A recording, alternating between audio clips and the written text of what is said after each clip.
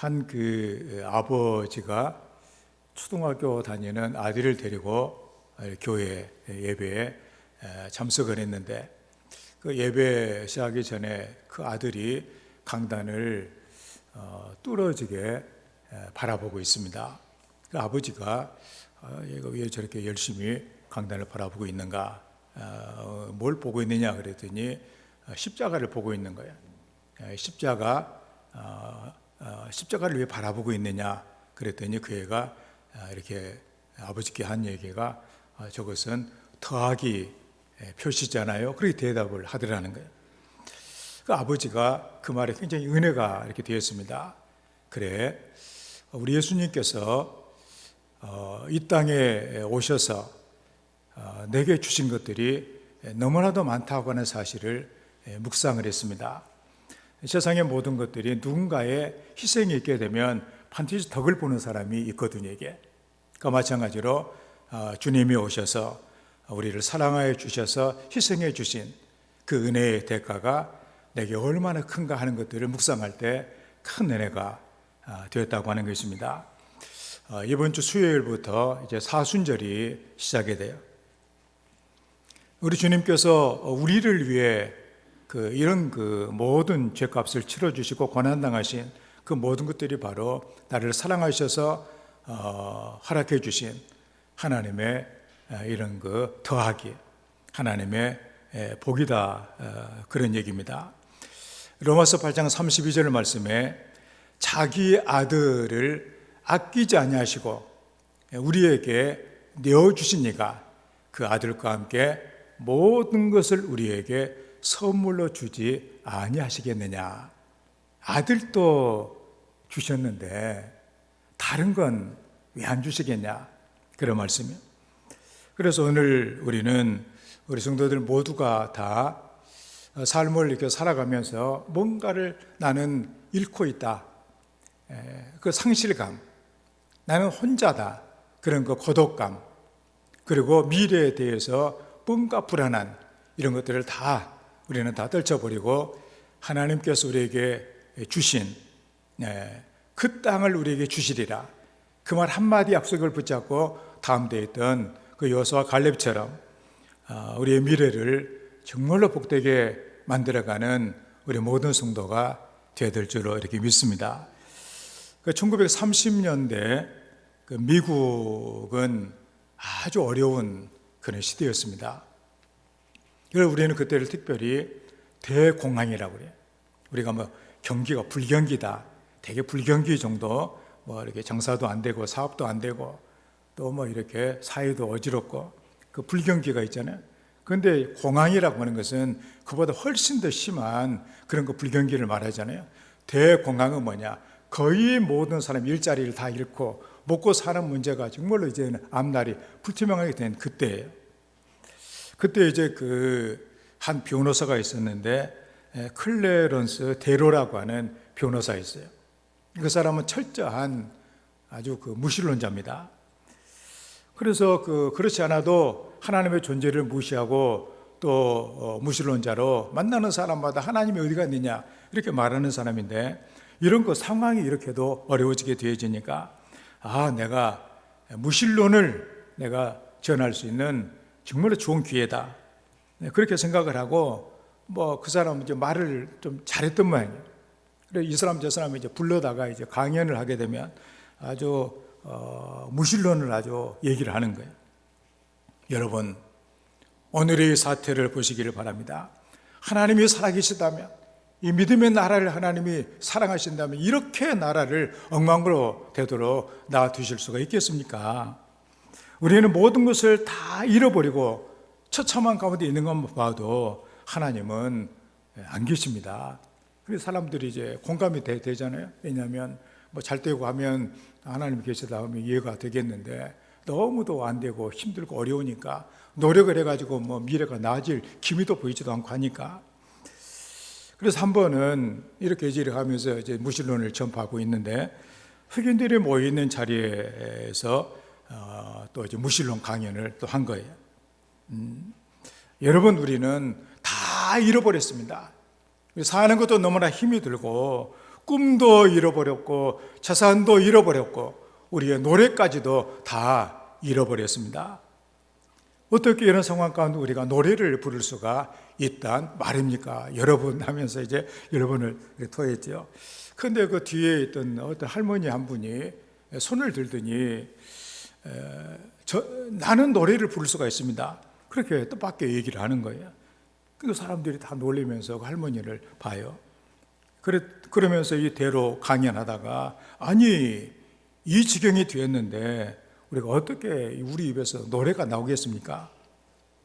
할머니는 큰 소리로 나는 예수님 때문에 노래할 수가 있습니다. 그렇게 외쳤어요. 이곳저곳에서 흑인들이 맞습니다. 할렐루야. 그러면서 예수님 때문에 나도 노래할 수가 나도 하면서 이렇게 하나님이 없다고 외쳤던 그 강연장의 분위기가 순식간에 하나님이 살아계심을 인정하는 그런 분위기로 바뀌었다고 하는 것입니다. 이 클래런스 대로는 그들의 모습에 큰 충격을 받고 이런 경우도 있구나 하는 생각을 하게 된 것이죠.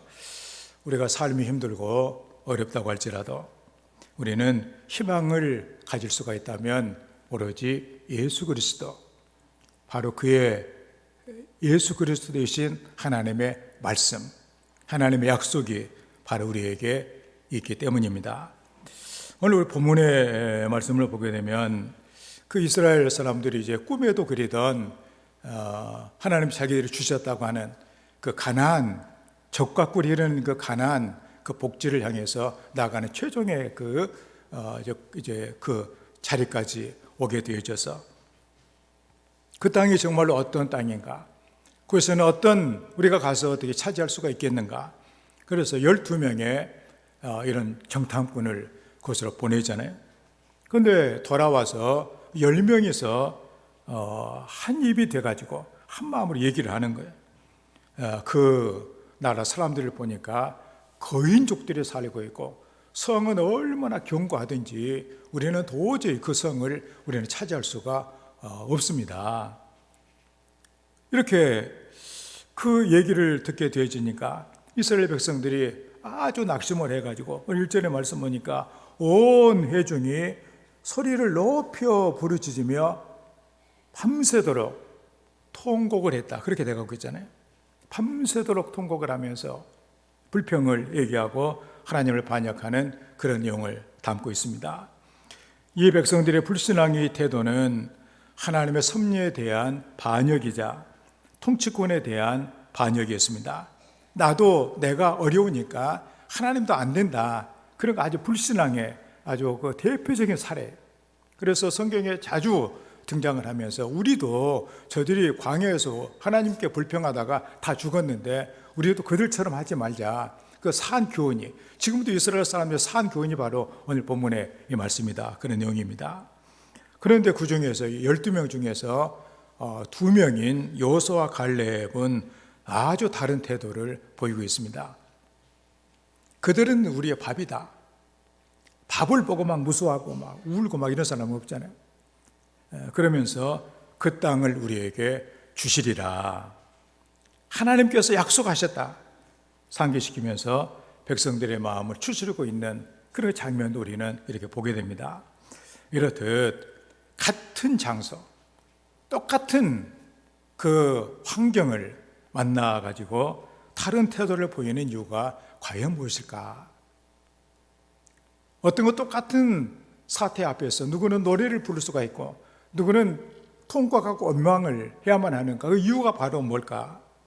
그것은 바로 하나님의 함께 하심을 믿느냐 믿지 않느냐, 바로 그 차이가 있는 것을 우리가 보게 된다는 사실입니다.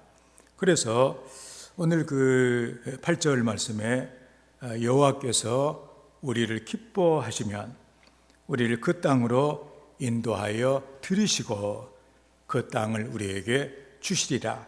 이는 과연 젖과 꿀이 흐르는 땅이니라. 현대 번역으로 보면 그 땅은 정말 젖과 꿀이 흐르는 땅입니다. 여호와께서 우리를 참으로 흐뭇하게 여기신다면 우리를 반드시 그 땅으로 인도하시고 그 땅도 우리 손에 맡기실 것입니다. 이 맡겨주신다. 이 말씀. 그래서 흐뭇하게 여겨주신다. 나를 좋게 보신다는 거 아니야? 하나님 뭘 보시겠어요? 믿음을 보시는 거 아니야? 우리는 이 믿음이 너무나 중요해요. 저는 이 말씀을 보면서 무슨 말씀이 이렇게 우리가 흔히 영화 같은데 겹치는 거 오버랩이라고 그러는데 그 오버랩이 뭔가 오버랩이 돼요. 그게 바로 뭐냐? 예수님의 달란트 비유가 다 생각이 나요. 거기에 그 5달란트 받은 종이 있잖아요. 주인이 그에게 5달란트를 이렇게 줍니다. 그랬더니 그는 너무 기뻐하는 거예요. 야, 내 인생에 주인이 나를 믿고서 5달란트를 내게 맡겨주시는구나. 주인이 나를 믿고 맡겨주셨으니 나는 잘 될 거다. 그걸 바로 나가서 막 사업을 해요. 그래가지고 하다 보니까 또 5달란트가 더 남겨지게 돼요. 주인이 와가지고 이제 그 계산을 하는데 와서 얘기를 합니다. 주인이 나에게 5달란트를 주셨는데 받은 것이 있다는 얘기예요. 내가 5달란트를 더 남겨줬습니다. 그러니까 그 주인이 아주 흐뭇하게, 오늘 말씀 그대로 흐뭇하게 기뻐하시면서 잘하였도다 착하고 충성된 종아, 내가 작은 일에 충성하였음에 내가 너에게 많은 것으로 맡기리니 너희 주인의 즐거움에 참여할지어다. 그래서 나중에 1달란트 받은 사람까지 더해가지고 그는 더 많아지게 돼요. 그 1달란트 받았던 사람은 뭐냐? 나는 없다. 그 주인은 심지도 않고서 거둘려고 하고 해치지도 않고서 모으려고 한다. 아주 주인이 뭔가 이제 불량한 거구나. 그래가지고 받은 걸 그냥 땅에다 묻어놓고 와가지고 이렇게 내놓으니까 악하고 게으른 종아. 그러면서 책망하고서 1달란트 빼앗아다가 10달란트 받은 사람에게 주게 된다는 얘기예요. 그러면서 바로 그 주인이 뭐라고 얘기를 합니까? 예수님께서 뭐라고 비유를 대해서 설명을 하세요. 있는 자는 더 받아 풍족하게 되고 없는 사람은 있는 것까지 빼앗기리라. 그 말씀이에요. 무서운 말씀 아니에요? 그래서 우리가 인생을 살아가면서 늘 찬송가 우리가 부르는 것처럼 지금까지 지내온 거 주의 크신 은혜라. 이와 같이 천국에도 이르기를 바라네. 이렇게 왔으니까 하나님이 또 여전히 내 미래를 인도하시고 내 인생은 이제 하나님의 약속대로 내 가나안 땅을 차지하고 하늘나라를 내가 소유하고 하나님의 상속자로서 내가 복되게 살 것이라고 하는 이 믿음을 우리는 갖고 살아갈 수가 있다 그런 얘기입니다. 우리는 지금 힘들고 어려운 이런 시대를 우리는 지나가고 있습니다. 그래서 우리 이스라엘 백성들처럼 뭔가 믿음의 얘기나 뭔가 이런 그 약속에 대한 그런 말씀이 귀에 들어오는 것이 아니라 10사람의 정탐꾼이 그 논리적으로 얘기하잖아요. 그 땅은 보니까 아주 그 성읍도 아주 견고하고 사는 사람들도 다 거인족들이고 우리는 그걸 비교하니까 거인과 사람과 메뚜기처럼 너무도 비교가 되지 않는다. 그런데 그 소리는 자꾸만 귀로 들었는데 믿음의 소리는 안 들어온다는 얘기예요. 그게 문제 아니에요? 우리 성도들이 하나님의 말씀을 듣고 하나님의 말씀에 동조하는 이런 성도가 되어야 된다. 그런 얘기죠. 불신앙에 동조하는 자가 되어서는 안 되겠다. 그런 얘기입니다. 왜 우리가 같이 마귀가 우리 유혹하는데 우리가 우리가 같이 죽어야 될 필요가 뭐가 있느냐 그런 얘기예요. 우리 여호수아 갈렙 같은 이런 믿음을 가져야 될 줄을 믿습니다. 우리에게는 하나님이 계시다. 그 믿음을 갖고 나가는 이런 은혜. 그 땅을 우리에게 주시리라. 하나님의 약속을 믿고 나가는, 그래서 믿음으로 행하고 우리 나갈 수 있는 이런 성도가 되어야만 할 것입니다. 구체적으로 어떻게 해야 된다는 그런 말씀인가? 본문을 통해서 보면은 그 첫째로 원망하지 말아야 되겠다 그런 얘기입니다.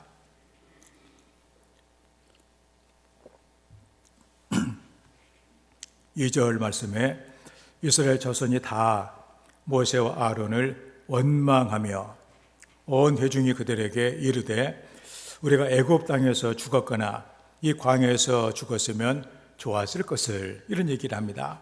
현대 번역으로 보면 이스라엘 백성이 저마다 모세와 아론을 원망하는 소리가 점차 두노파 같다. 우리가 차라리 애굽 땅에서 죽는 것이 더 나을 뻔하지 않았어. 아니 어쩌면 여기 광야에서 죽었더라도 더 좋았겠어. 그런 얘기예요. 하나님의 그 귀한 그 약속의 말씀을 믿지 아니하고 그 불신앙의 소리가 귀에 들어와 가지고 원망하는 그런 얘기. 원망했다. 현대 번역이 더 의미가 있는 거예요. 모세와 아론을 원망하는 소리가 점차적으로 드높아갔다. 원망이 더 이제 지배를 했대야 그런 얘기 아니에요. 믿음의 소리는 이제 완전히 들어가고 원망의 소리는 커지고 그런 얘기입니다. 이게 원망하여, 이 말의 원어는 으르렁거리듯 불평하다 그런 얘기예요. 불평이 막 아주 막 하늘 치솟고 있는 것이죠. 그래서 원망하면서 저들은 한 마음이 되었던 것입니다. 원망은 강한 분노와 적개심을 동반하고 있습니다. 애굽이나 광야에서 죽었으면 좋았을 것이라고 불평을 하고 있는 것입니다. 결국 하나님께서는 그들의 말을 그대로 들으셨어요. 뭐라고 말씀하세요? 내 귀에 들린 대로 내가 그대로 하겠다. 원망하는 그대로 저들은 우리는 죽겠다 그래서 다 죽었다 그런 얘기예요.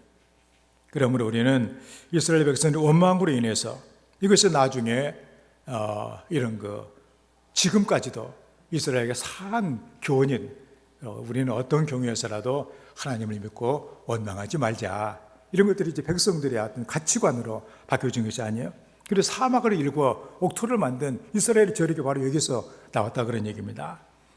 우리 모두가 다 삶이 힘들고 어려워도 하나님 약속의 말씀을 믿고 여호수아 갈렙처럼 오히려 감사하고 뭔가를 만들어내는 귀한 가치를 만들어내는 이런 성도의 삶이 되어야 될 줄을 믿습니다. 사이드 아베딘이라고 하는 선교사가 있습니다. 그는 이란 사람이에요. 우리가 알다시피 이란이라고 하는 나라는 모슬렘 국가예요. 아주 나라 전체가 다 법보다 위에 있는 게 바로 이 이슬람, 그 경전이 다 앞서고 그런 나라잖아요. 그런데 이 사이드 이 선교사는 모슬렘으로 태어났지만 예수를 믿고 목사가 되었습니다. 그리고 이란과 미국을 오가가며 과들을 도와주는 이런 사역을 하다가 2012년에 체포가 이렇게 되었습니다. 이란에서 전도하다가는 아주 불법이에요. 전도가 불법입니다. 그리고 이란 모슬렘이 기독교를 개종을 했다. 이것은 사형에 처하게 됩니다. 예수를 믿는 것은 바로 죽음을 얘기를 하는 거예요. 그 감옥에서 당했던 핍박은 말로 다 할 수가 없었습니다. 신문을 받을 때마다 자신이 저지르지 않는 죄를 막 만들어내가지고 그것을 인정하고 서명하라는 강요를 끊임없이 그는 이렇게 받았습니다. 그는 거부를 하면 돌아오는 것은 엄청난 폭력과 고문이었어요. 죄수들에게도 같은 죄수들에게도 폭행을 당했어요. 너는 정말로 나는 모슬렘이 아니다. 그래가지고 막 이게 예수 믿는다고 막 이렇게 얻어맞고 이렇게 했습니다. 심한 구타를 당해가지고 이 속에 장기가 파열되고 속에서 출혈이 일어나게 되고 이런 아주 장기가 손상되는 이런 상태였지만 치료를 공급하지를 못했습니다. 더 힘든 것은 뭐냐? 심리적인 그런 고문이었어요. 다른 수감자들이 늘 사형을 당하면 자리에 데리고 가지고 죽는 건 늘 이렇게 보게 하고 그리고 간수들이 협박을 했습니다. 기독교 신앙을 잊어버리고 이슬람 신앙으로 돌아오지 않는다면 너의 형량이 더 불어나게 될 거다. 그리고 죽을 때까지 매를 맞게 될 것이다. 너도 곧 이제 사형을 저렇게 받게 될 거다. 그런데 그런 가운데 하나님의 음성을 들었다고 했습니다. 뭐라고 하셨냐면 아니다. 나는 아직 너를 위해 일하고 있다. 그 말씀이 그에게 들렸다니. 저는 수많은 이런 자기 상황이 안 좋은 그 상황들, 형편들, 협박들, 고문들 그 소리보다도 하나님께서 하신 그 말씀, 나는 너를 위해 일하고 있다. 이 말씀이 그에게는 더 크게 울림으로 그의 삶을 지배하게 됩니다. 그는 모든 일에 원망하지 않냐고 하나님을 붙잡았습니다. 아내가 금식하면서 남편의 석방운동을 전개하고 있는데 하나님의 음성이 그 아내에게도 들리게 됩니다. 사이드에 관한 모든 일을 내게 다 내려놓고 내게 맡겨라. 그녀는 순종하면서 하나님께 기도를 했다고 합니다. 그 하나님께서 기적적으로 여러 가지 국제적으로 이제 압력을 가하고 하니까 이란도 손을 들고 마지못해서 석방을 하게 돼요. 그는 석방된 뒤에 이런 얘기를 합니다. 저는 믿음으로 시련을 통과할 것을 알고 있었습니다. 그리고 하나님께서 이를 기회로 사용하셔서 복음이 전파되도록 하실 것도 알았습니다. 제가 겪는 시련은 가치가 있고 의미가 있습니다. 이로부터 선한 것이 나올 것이라며 스스로에게 말하면서 용기를 북돋았습니다. 얼마나 놀라운 고백이에요. 자기 그 엄청난 고난을 통하여서 하나님께서 나와 함께 해주셔서 시련 이길 것을 그는 내다봤다는 거 아니에요? 그게 바로 뭐냐? 믿음입니다. 하나님께서 말씀하셨잖아요. 하나님께서 너를 위해서 내가 일하고 있다. 우리 모든 성도들도 어려운 그런 그 상황, 아마 예수 믿는 것도 참 어려운 일이고 자식 키우는 것도 어려운 일이고 다 어려운 것들이 얼마나 많아요. 그때 우리는 얼마든지 원망을 하고 불평할 수가 있습니다. 왜냐하면 내가 갖고 있는 그 이성과 합리적인 생각을 통해서 봤을 때 나는 뭐가 다 안 된다는 사실이 너무나도 확실하다. 논리가 너무나 정연하고 하나님이 도와주신다는 건 너무나 이건 내 상식으로 봤을 때 멀리는 것처럼 느껴지고, 그럼에도 불구하고 우리 원망하지 아니하고 하나님의 약속의 말씀을 붙잡는 이런 성도가 바로 뭐냐? 하나님께서 원하시는 성도의 모습이다, 그런 얘기예요. 원망은 문제 해결의 열쇠가 아니라 파멸로 이끌어가는 지름길이 된다는 사실입니다. 그러므로 우리는 문제 앞에서 원망을 하지 말고 해결자이신 하나님께 도움을 구하는 이런 성도가 되어야만 하겠습니다. 그래야 할 때 우리는 문제가 해결될 뿐만이 아니라 우리가 더 성숙된 믿음이 이르게 하는 하나님의 은혜를 체험하게 될 줄로 믿습니다. 어떤 상황 가운데서라도 오히려 감사하고 믿음으로 나가는 우리 모든 성도가 다 되시기를 주의 이름으로 축원을 드립니다. 두 번째로 거역하지 말아야 된다고 하는 것입니다. 9절 말씀에 다만 여호와를 거역하지는 말라. 또 그 땅 백성을 두려워하지 말라. 그들은 우리의 먹이라. 현대의 번역은 그러니 우리가 여호와를 거스르지 맙시다. 또한 그 땅에 살고 있는 사람들을 무서워하지도 맙시다. 자, 우리에게는 여호와가 계시지 않습니까? 그러니 그들은 이미 우리의 밥이나 다름없습니다. 그런 고백이에요. 하나님을 거스르지 말자. 하나님이 우리를 지금까지 인도해 주셨고 인도해 주실 것인데 그 하나님을 우리가 왜 거스리느냐? 이거 틀림없이 여기에는 뭔가 사탄의 계략이 있는 것이 틀림이 없는 것 아니에요? 하나님을 거스려 가지고 우리가 뭐가 잘 되겠어요? 하나님께서 전능하신 능력으로 역사와 내 삶을 인도해 가시는데 이걸 거슬려 가지고 내가 뭘 좋은 것을 얻을 수가 있겠냐, 그런 얘기입니다. 여기 거역하지 말라, 이 말의 원어의 뜻은 반역하다, 반역하지 말라, 그런 얘기예요. 원망하는 이스라엘 백성들 향하여서 여호수아와 갈렙은 자기 옷을 찢었다고 그랬습니다. 여러분, 이게 우리의 망할 길입니다. 왜 우리가 망해야 됩니까? 왜 사탄을 우리가 좋게 해줘야만 합니까? 옷을 찢으면서 여호와를 거역하지 맙시다. 그들은 우리들의 밥입니다. 우리가 밥을 보고 막 울고서 막 통곡하고 그런 사람 별로 없는 것 같아요. 밥은 그냥 배고플 밥은 먹으면 그게 끝나는 것인데 그것 때문에 이 밥이 너무나도 막 원망스럽다고 울고 막 그렇게 하는 사람이 누가 있느냐, 그런 얘기예요. 가나안 땅에 하나님의 나라를 건설하는 것은 하나님의 뜻이에요. 하나님은 아무리 어떤 역사에 어떤 일이 있다고 할지라도 결국에는 끌고 가서 그 가나안 땅에 하나님 나라를 세워 주신다, 그런 얘기입니다. 또 이 세상이 지금 이렇게 험하고 어렵지만 하나님은 이 역사를 마지막을 새하늘과 새 땅을 마련해 놓으시고 그 땅에 우리를 상속해 주시겠다고 약속해 주셨기 때문에 그렇게 될 것을 우리는 믿는다, 그런 얘기입니다. 믿는 사람들은 그래서 찬양이 가능하다, 그런 얘기입니다. 그래서 우리 하나님을 거역하지 아니하고 순종하는 것이 중요합니다. 하나님께서 기뻐해라, 그리고 기뻐하는 거예요. 하나님께서 우리에게 뭔가를 맡겨주셨으면 그걸 순종하고 우리 하는 거예요. 아프리카에서 아주 선교 활동을 너무나도 잘 하시고 계신 그 선교사에게 누가 이렇게 질문을 했습니다. 선교 활동이 참 재밌는 모양이네요. 선교 활동하는 것이 얼마나 좋으십니까? 그 선교사의 대답이 너무나 뜻밖이었어요. 이 일을 좋아하느냐고요? 천만에요. 저와 제 아내는 더러운 것은 딱 질색입니다. 우리는 상당히 예민한 이런 감각을 갖고 있거든요. 냄새 나는 고약한 오두막에 기어 들어가는 일은 아예 몸소리가 쳐집니다. 그런데 자기가 싫다고 그리스도를 위해서 아무것도 하지 않을 수 있나요? 거역할 수 있나요?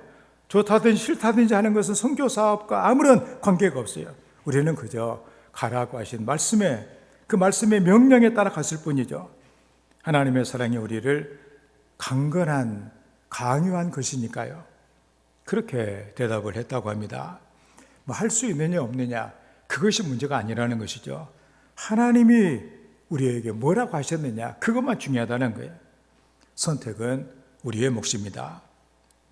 우리가 하나님과 사람들 앞에서 자신을 인정하고 겸손하게 나아갈 때 하나님을 거역하지 않게 되어집니다. 여러분, 그 12명의 정탐꾼들 10명은 아주 논리적이고 그리고 합리적이에요.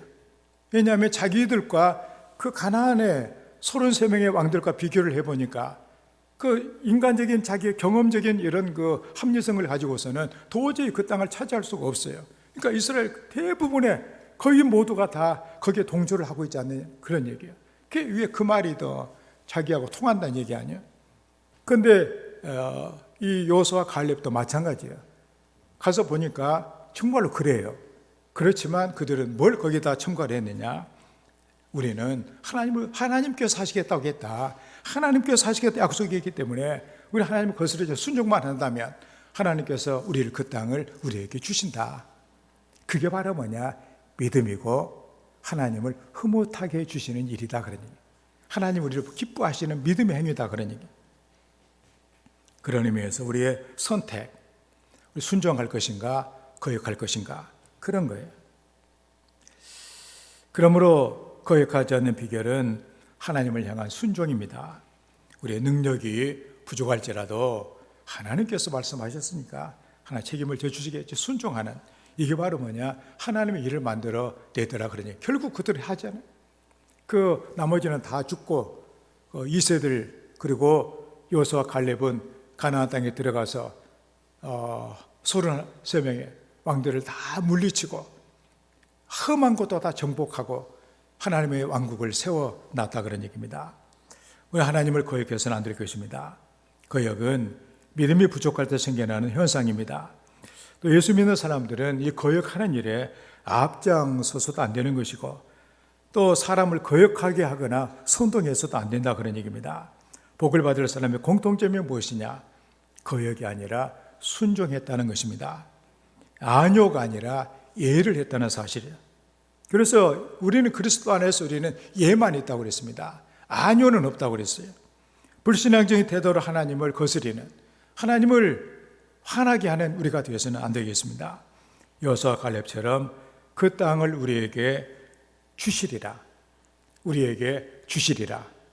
이걸 믿고 그 땅을 이미 우리가 얻은 것처럼 기뻐하며 믿음으로 나갈 수 있는 그 하나님께 순종하는 우리 모든 성도가 다 되시기를 주의 이름으로 축원을 드립니다. 다음에 세 번째로 두려워하지 말아야 됩니다. 9절 그 하반절 우리 말씀 보면 그들의 보호자는 그들에게서 떠났고 여호와는 너희와 함께 하시느니라. 그들을 두려워하지 말라. 현대 번역으로 보면 그들을 지켜준다는 그들의 신들도 이미 그들을 떠났습니다. 하나님이 다 쫓아보냈다 그런 얘기 아니죠? 여호와께서 우리 편이시니 두려워할 게 없습니다. 두려워하지 않는 이유는 하나님이 내 편이시다. 하나님이 나를 도와주신다. 상대방의 신들 다 하나님 쫓아보냈다는 얘기예요. 두려워하지 말라. 여기에 원어의 뜻은 이 상황에 대한 불안을 가지지 말라 그런 얘기입니다. 그 땅 백성을 두려워하지 말라고 2번씩이나 여호수아와 갈렙은 외치고 있습니다. 왜 두려워하지 말아야 되는가? 하나님이 함께 하신다. 그렇기 때문에 우리가 이렇게 살아가면서 우리도 이제 그 뭐 두려움이 있습니다. 왜냐하면 그 현실의 벽 앞에 우리가 걱정과 두려움이 있는 것이죠. 그런데 우리는 그때마다 하나님께서 함께 하신다.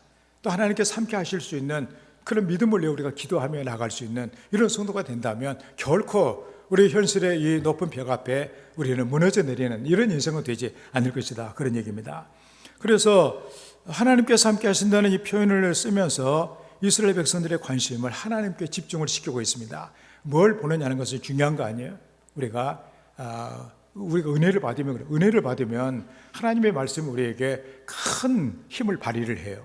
근데 하나님의 말씀, 은혜를 못 받으면 우리는 상황에 지배를 받게 됩니다. 그래서 상황에 늘 밀려다니는 거, 이리 밀려다니, 저리 밀려다니다가 그러다 보니까 우리 인생이 엉망이 되고 나중에 얘기할 것도 없는, 간증거리도 없는 이런 인생이 되더라 그런 얘기입니다. 우리가 새벽기도 시간에 지금 시편 그 다윗의 일 보면서 참 그 감격스러운 것들이 너무나 많잖아요. 그 다윗의 인생에 사람이 겪을 수 있는 것 그 이상의 너무나 어려운 그런 일을 겪었을 때 모든 사람들은 하나님을 원망하고 막 불평하고 자기 인생을 막 포기하고 그럴 때에도 그는 하나님을 찬양하고 믿음으로 나갔잖아요. 결국 하나님께서 그를 그 모든 고난의 그 수렁에서 건져주셨다 그런 얘기입니다. 나중에 그런 고백을 해요. 내가 그때 틀림없이 내가 하나님을 불평하고 내 인생이 다 망가졌을 수도 있었는데 이렇게 내가 믿음을 지켜가지고 하나님께서 나를 도와주셨다는 사실을 후대에 내가 알릴 수 있게 된 것을 생각하니까 너무도 감사하다 그런 얘기 아니에요. 우리 성도들도 나이가 들어가지고 하나님께서 나와 함께 해주셨다는 그 어려운 가운데서 내가 믿음을 지키고 하나님 뜻대로 살았다고 하는 이 간증거리를 여러분들 후손들에게 정말로 끊임없이 며칠을 걸려서라도 얘기해 줄 수 있는 이런 인생이 된다면 얼마나 감사하겠어요. 한마디도 내가 하나님의 뜻대로 살아가지고 하나님의 도와주셨다는 말을 할 거리가 하나도 없다면 얼마나 불쌍한 인생이 되겠냐 그런 얘기예요. 종교개혁자 말틴 루터가 학창시절에 겪었던 이야기를 했습니다. 그때 당시 고학생들은 돈이 이제 떨어지면 남의 집 창문 밖에서 노래를 불렀다고 그래요. 노래를 부르면 이제 노래를 들은 사람이 기분이 좋아가 창문을 열고 돈을 이렇게 주고 그 돈을 공부도 하고 이렇게 했다는 것이죠.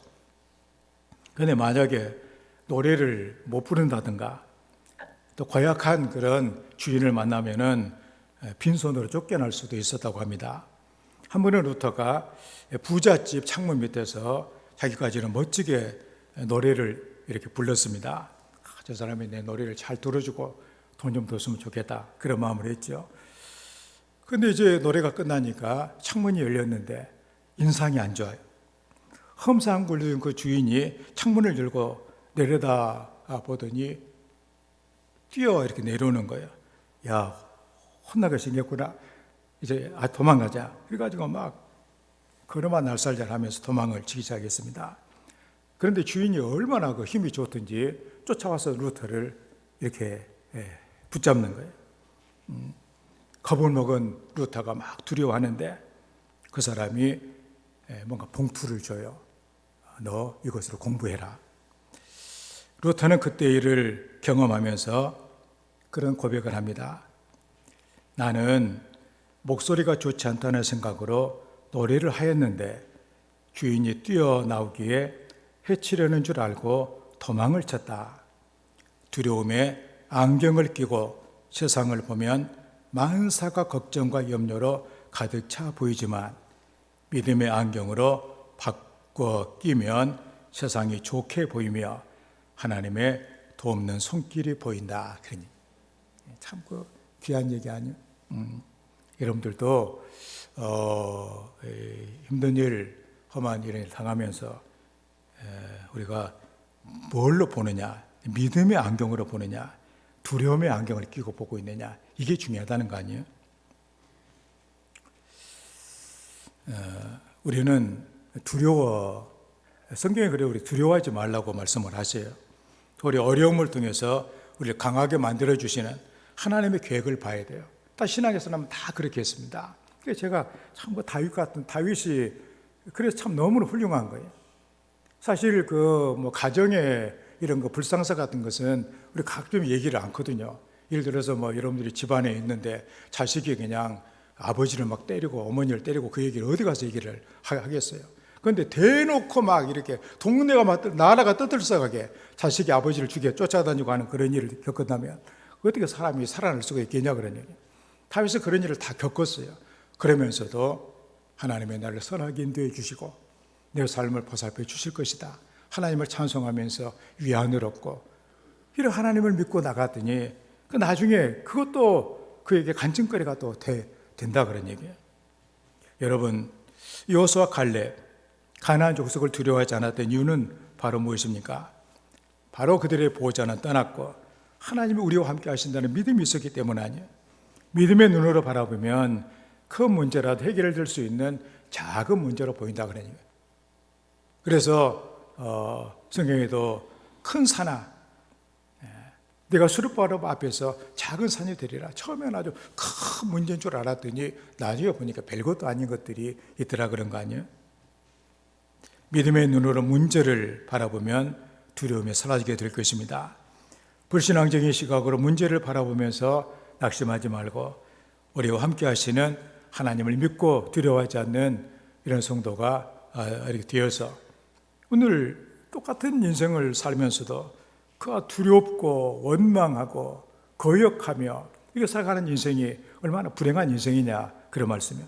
감사하며 순종하면서 그 다음에 이렇게 믿음으로 나가는 인생이 얼마나 복된 인생이 되겠냐 그런 얘기입니다. 목적이 이끄는 삶이라고 하는 윌로크릭의 릭 워런 그런 목사님의 저서가 있습니다. 거기에서 그는 이런 글을 이렇게 남겨요. 나의 삶 속에서 하나님께서 문제들을 통해 나의 믿음을 테스트하시고 소유를 어떻게 다루는가에 따라 나의 소망을 테스트하시며 주위의 사람들을 통해 나의 사랑을 테스트하고 계심을 깨달았습니다. 저는 이 말이 아주 중요한 우리 성도들에게 아주 중요한 그런 내용을 우리가 보여주고 있잖아요. 여러 가지 여러분 주변에 문제가 많이 있다고 하는 것은 여러분이 어떻게 믿음으로 처신하는가 다 잃어버려도 욥처럼 그냥 10명의 자식이 이렇게 집이 무너져가지고 한꺼번에 다 죽고 그냥 자기 건강은 만신창이가 되고 또 이렇게 재산 하루아침에 다 없어지고 자기 아내는 자기에게 하나님 저주하고 나가서 이렇게 죽으라고 그러고 그런 가운데서라도 그는 내가 왜 하나님을 그래? 주신 자도 하나님이시고 가져가셔도 하나님이신데 하나님께서만 영광 받으셔야 돼. 그리고 하나님을 찬양하지 않아요? 그게 바로 그의 믿음, 그 어려운 시련 가운데서 그 믿음이 빛나는 믿음이 된 것을 우리는 본다는 사실이에요. 그렇기 때문에 여러 문제들 가운데 하나님은 여러분의 믿음을 테스트를 하신다. 그리고 소유를 어떻게 다루느냐. 여러분이 어디에 소망이 있는가, 하늘의 소망이 땅의 소망이 있는가 하는 것들을 소유를 통해서 여러분들 테스트하시고 또 주변에 여러분 사랑해야 될 사람들 여러분들이 어떻게 여러분들 주변에 있는 이런 분들을 여러분이 취급하고 있는지 거기에 대해서 주변의 사람들은 내 사랑에 대한 테스트가 된다는 사실을 생각하면 이거 참 귀한 그런 말씀이 아닐 수가 없어요. 하나님은 인생길에 크고 작은 문제들을 주시고 문제들을 어떻게 다루는가를 살펴보신다 그런 얘기입니다. 그리고 또 이런 얘기를 또 이렇게 하고 있습니다. 가장 중요한 테스트는 나의 인생에서 하나님의 임재를 느끼지 못할 때 내가 어떻게 행동하느냐입니다. 때때로 하나님께서 의도적으로 뒤로 물러서 계실 때가 있습니다. 그때 우리는 하나님의 가까이 계심을 느끼지 못합니다. 하나님과의 친밀한 교제를 즐기지만 때때로 내 인생의 가장 험악한 순간에 나의 성품을 테스트하시려고 홀로 두십니다. 약함이 노출되게 하여 마음속에 있는 것들이 드러나도록 테스트하십니다. 그 하나님. 그러니까 여러분들 하나님이 함께 하신다 이런 느낌이 있으면 그래도 괜찮잖아요.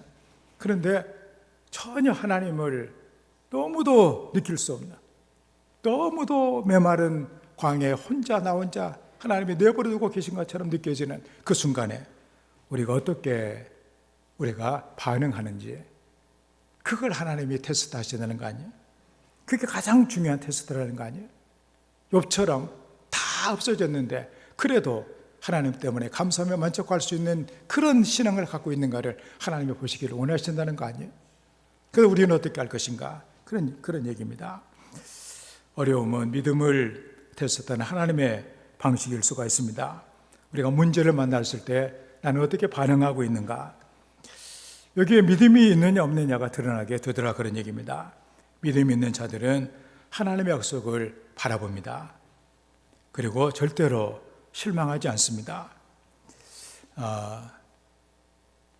여러분의 삶에 여러분이 원하지 않는 대로 뭔가 삶이 전개될 때 너무나도 많습니다.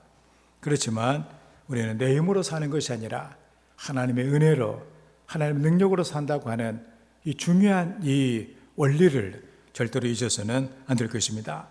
오늘 말씀 그거 아니에요?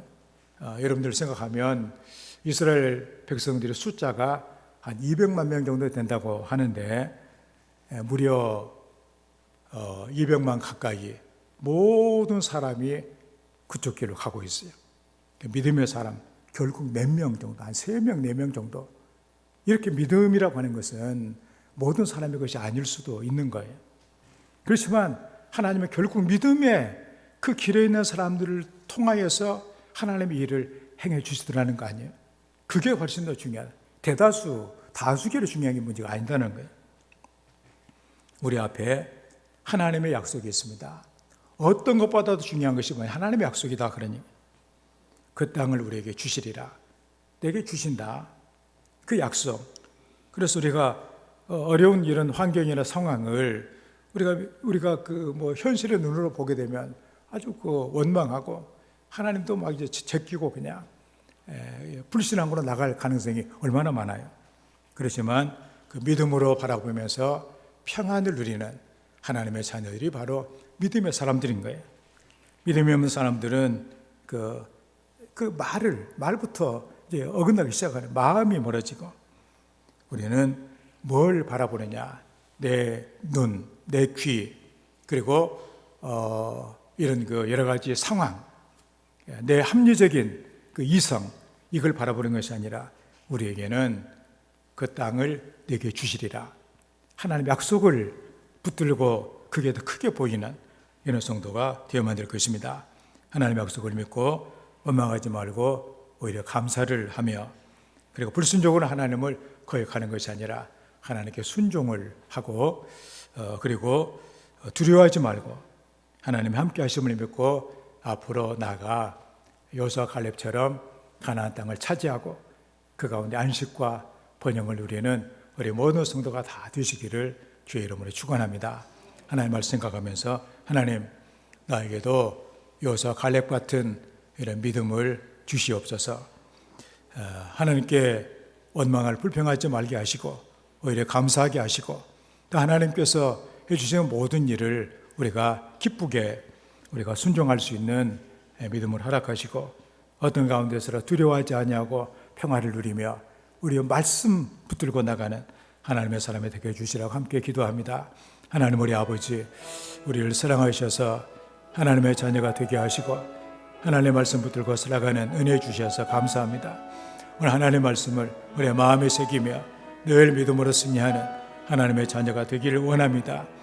하나님, 아무리 우리가 때로 우리의 이성이나 경험이나 합리적인 이런 생각에 사로잡혀서 하나님께서 허락해 주신 그 말씀을 우리가 도외시하고 우리가 하나님을 원망하고 그리고 불순종하고 거역하며 그리고 우리가 믿음이 없이 살아갈 때가 많습니다. 하나님 아버지 우리에게 은혜 주셔서 늘 하나님께 감사하며 하나님께 순종하면서 하나님의 말씀에 굳게 서서 믿음으로 나아가는 하나님을 기쁘시게 하는 은혜를 허락하여 주시옵소서. 아버지 하나님, 믿음이 아니면 하나님을 기쁘시게 할 수가 없다고 했는데 여호수아 갈렙처럼 우리 하나님께 감사하고 하나님의 약속을 우리가 믿고 하나님의 뜻에 순종하고 말씀 붙들고 결국 승리하는 하나님 주신 모든 것들을 받아 누리며 살아갈 수 있는 믿음의 사람들이 되게 하여 주시옵소서. 예수님의 이름으로 기도하옵나이다. 아멘.